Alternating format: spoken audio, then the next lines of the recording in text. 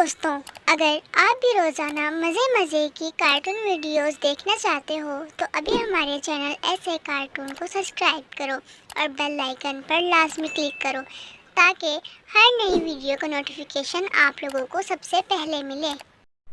ایک گاؤں تھا۔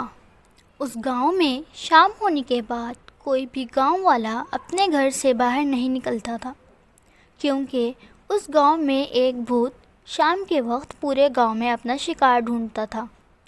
اگر بھوت کو کوئی بھی شخص باہر دکھتا تو وہ اس گاؤں والے کو اپنے ساتھ لے جاتا اور انہیں مار دیتا تھا۔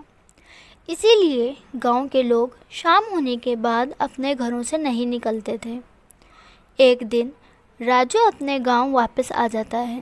راجو اپنی پڑھائی کرنے کے لیے گاؤں سے دور شہر میں چلا جاتا ہے اور وہاں سے اپنی پڑھائی مکمل کر کے واپس آتا ہے۔ راجو: ماں، میں بہت تھک چکا ہوں، مجھے کھانا دے دیں۔ ارے ہاں بیٹا، ابھی لے کر آتی ہوں میں تمہارے لیے کھانا۔ پھر راجو ایک چارپائی پر بیٹھ جاتا ہے۔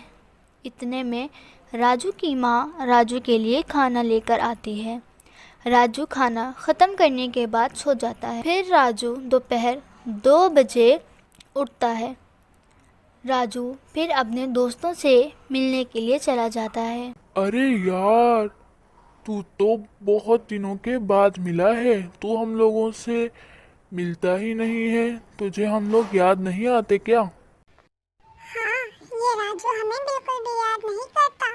شہر جا کر تو بھول ہی گیا ہے ہمیں۔ اتنے سالوں کے بعد ہم ایک دوسرے سے مل رہے ہیں۔ ہاں یار، سچ میں ہم لوگ بہت دنوں کے بعد مل رہے ہیں ایک دوسرے سے، اور میں تم لوگ کو بہت یاد کرتا تھا۔ یار، ایک کام کرتے ہیں، ہم لوگ شام کے وقت کہیں باہر گھومنے کے لیے چلتے ہیں۔ ارے نہیں، اس گاؤں میں شام ہونے کے بعد کوئی بھی گاؤں والا اپنے گھر سے باہر نہیں نکلتا۔ ارے کیوں؟ شام ہونے کے بعد گاؤں والے اپنے گھروں سے کیوں نہیں نکلتے؟ ارے وہ اس لیے کیونکہ شام ہونے کے بعد اس گاؤں میں ایک بھوت گھومتا ہے اور وہ اپنا شکار کرتا ہے۔ اسی لیے شام ہونے کے بعد کوئی بھی گاؤں والا اپنے گھر سے باہر نہیں نکلتا۔ کیوں راجو، تمہاری ماں نے تمہیں نہیں بتایا کہ اس گاؤں میں شام کے وقت ایک بھوت آتا ہے؟ ارے نہیں، میری ماں نے مجھے نہیں بتایا۔ اچھا چلو پھر ٹھیک ہے، ہم لوگ پھر کل دوپہر میں ہی چل لیں گے، شام میں نہیں چلتے۔ ٹھیک ہے، پھر ہم لوگ دوپہر میں ہی چلیں گے کل۔ پھر راجو اپنے گھر آ جاتا ہے۔ رات ہو چکی تھی اور سب لوگ اپنے اپنے گھروں میں سکون کی نیند سو رہے تھے، لیکن سارے کھڑکی اور دروازے بند ہونے کی وجہ سے راجو کو گرمی لگنے لگتی ہے اور راجو باہر آ جاتا ہے۔ راجو اس وقت اپنے دوست کی بتائی ہوئی باتیں بھول چکا تھا۔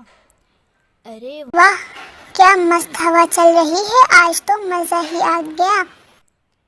راجو دیکھتا ہے راجو کے سامنے ایک بھوت کھڑا ہے۔ راجو یہ دیکھ کر بہت زیادہ ڈر جاتا ہے۔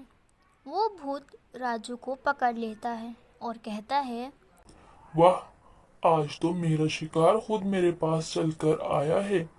یہ کہہ کر وہ بھوت زوروں سے ہنسنے لگتا ہے۔ چھوڑو مجھے چھوڑ دو، میں نے تمہارا کیا بگاڑا ہے؟ تم نے میرا کچھ نہیں بگاڑا، بلکہ اس گاؤں کے کسی بھی شخص نے میرا کچھ نہیں بگاڑا سوائے اس گاؤں کے سردار۔ یہ کہہ کر وہ بھوت چپ ہو جاتا ہے۔ راجو بھوت سے کہتا ہے، اس کا کیا مطلب گاؤں کے سردار؟ میں اسی گاؤں میں رہتا تھا اور لوگوں کو ان کے مسائل کا حل بتاتا تھا۔ اس سے جو پیسے میں کماتا تھا اسی سے میرے گھر کا چولہا جلتا تھا۔ میں، میری بیوی اور ہمارا ایک بیٹا تھا جس کا نام راجو تھا۔ ہم سب ہنسی خوشی رہتے تھے۔ میرے پاس زیادہ لوگ آنے لگے اور میں بہت سے پیسے کمانے لگا۔ لوگ سردار کو چھوڑ کر میرے پاس آتے مسائل کا حل نکلوانے آتے تھے۔ یہ بات گاؤں کے سردار کو برداشت نہیں ہوئی और उसने मुझे मार डाला। तब से ही मैं इस गांव के लोगों का शिकार करता हूँ। मेरा नाम भी राजू है। मेरे पापा मेरे बचपन में ही चल बसे। मेरी माँ बताती हैं कि मेरे पापा भी यही काम करते थे और मेरे पापा का नाम बिल्लू था। भूत की आंखों में आंसू आने लगते हैं और वो कहता है, आज मैं ये क्या करने जा रहा था? मैं अपने बेटे को ही अपना शिकार बनाना चाह रहा था। बेटा, मैं ही तुम्हारा बाप हूँ। ये सुनकर राजू की आंखों में भी आंसू आ जाते हैं। मैं इस गांव के सरदार को जिंदा नहीं छोड़ूंगा जिसने मेरे पापा को मारा। इस गांव के सरदार को तो मैं भी नहीं छोड़ूंगा। इसने मुझे मेरे बेटे से दूर किया है। ये कहकर वो भूत गांव के सरदार के घर चला जाता है और दरवाजे पर दस्तक देता है।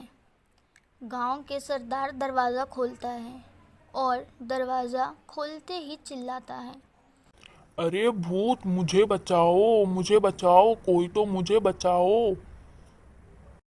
अरे मुझे छोड़ दो, मुझे माफ कर दो। लेकिन बिल्लू सरदार की एक नहीं सुनता और उसे अपने साथ ले जाता है।